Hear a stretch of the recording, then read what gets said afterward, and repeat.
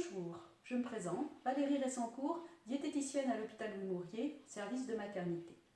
On vous a diagnostiqué un diabète gestationnel, soit sur une glycémie à jeun, soit sur une hyperglycémie provoquée. Et cette pathologie de la grossesse nécessite un régime adapté ainsi qu'un suivi quotidien de vos glycémies. C'est ce que je vais essayer de vous expliquer sur ce diaporama.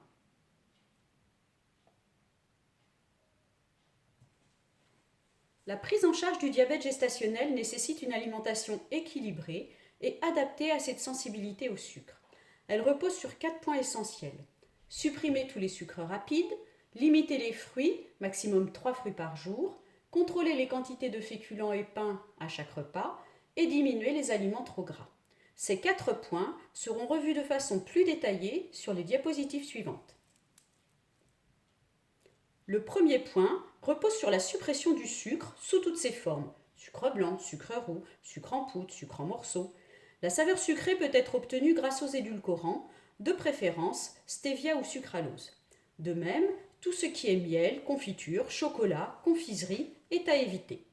En ce qui concerne les produits laitiers, vous pourrez consommer du fromage pasteurisé, le fromage ne contient pas de sucre, et des laitages nature, yaourt, fromage blanc, petit suisse nature, sans sucre ou édulcorés. En revanche, les yaourts fromage blanc suisse aux fruits ou aromatisés sont à éviter, ainsi que les laitages sucrés, tels que les crèmes dessert, riz au lait, mousse au chocolat, les glaces et les sorbets.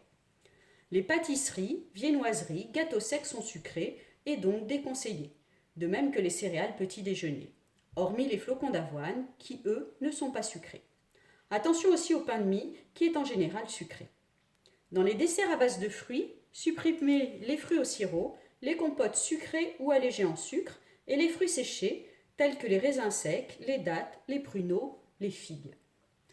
Quant aux boissons, vous pouvez consommer de l'eau plate ou gazeuse, du café ou thé léger et des infusions sans sucre ou édulcorées. En revanche, évitez les sirops, les sodas et les jus de fruits. Les sodas light pourront être consommés de façon occasionnelle. Enfin, méfiez-vous des plats cuisinés et sauces du commerce, souvent sucrés, et notamment les plats cuisinés en sauce tomate, tels que les raviolis, les lasagnes, le ketchup, les sauces tomates. Les fruits, quant à eux, sont à limiter, maximum 3 fruits par jour, et surtout ces 3 fruits sont à prendre séparément dans la journée. Cependant, attention car certains fruits sont plus sucrés que d'autres. C'est notamment le cas de la banane, et une demi-banane correspond à un fruit. De même, 12 grains de raisin ou 12 cerises représentent un fruit. Les pommes, poires, oranges, pêches, brugnons de taille moyenne peuvent être pris à l'unité. L'ananas devra être coupé en 6 parts égales et 1/6 d'ananas représente un fruit. 2 kiwis ou 2 clémentines équivalent à un fruit. Enfin, certains fruits comme les fraises, framboises, groseilles ou cassis sont très parfumés mais peu sucrés et on peut donc en prendre en plus grande quantité. Un fruit équivaut donc à 250 g de fraises ou framboises, groseilles, cassis. Pour finir, un pot de compote sans sucre ajouté peut aussi remplacer un fruit. Afin de vous aider dans vos choix, vous trouverez sur ce tableau les différentes équivalences en fruits. Le pain est féculent, pommes de terre, pâtes, riz, semoule, légumes secs, sont à prendre à chaque repas, mais en quantité limitée. Sachez que le pain et les féculents complets, grâce à leur richesse en fibres, sont particulièrement indiqués.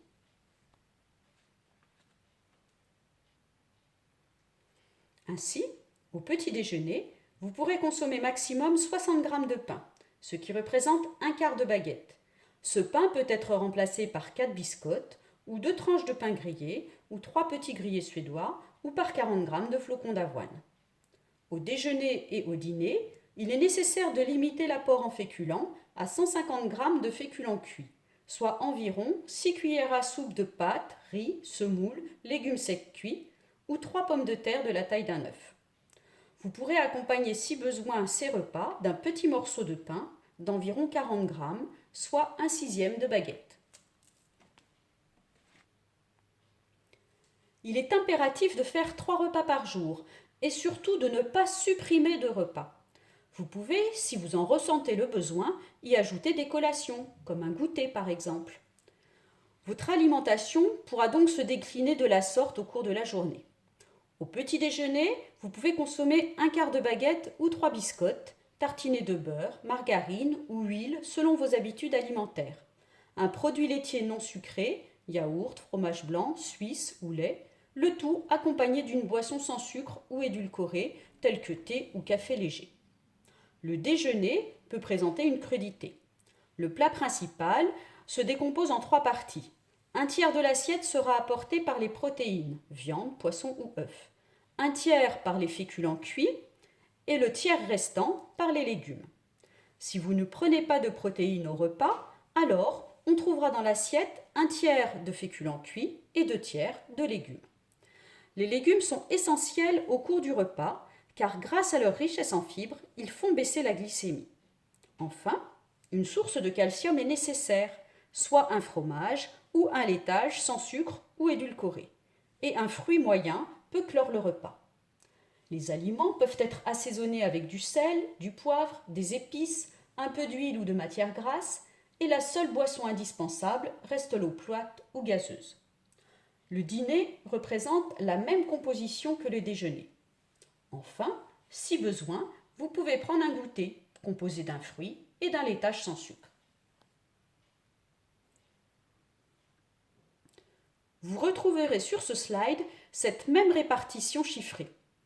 2 points importants à noter cependant, ne pas supprimer de repas et limiter les aliments trop gras tels que les plats en sauce grasse, les fritures, qui peuvent modifier vos résultats de glycémie. Une fois le régime en place, il est nécessaire de surveiller votre glycémie à l'aide d'un lecteur de glycémie. On vous demandera de contrôler votre glycémie 6 fois par jour, avant et après les 3 principaux repas. La glycémie avant tout repas doit être inférieure ou égale à 0,95 g par litre. La glycémie après repas, c'est-à-dire 2 heures après le début du repas, doit être inférieure ou égale à 1,20 g. Les résultats de glycémie obtenus sont annotés dans le tableau que je vous ai envoyé. Après 15 jours de régime, je vous remercie de me renvoyer ce tableau rempli par retour de mail afin que je vous appelle pour refaire le point avec vous. Enfin, sachez que l'activité physique, telle que la marche quotidienne, est une façon très efficace de faire baisser la glycémie. Le cours collectif sur le diabète gestationnel étant momentanément interrompu, j'espère que ce PowerPoint vous aura aidé à comprendre le régime du diabète gestationnel et vous aura éclairé sur ce régime à suivre.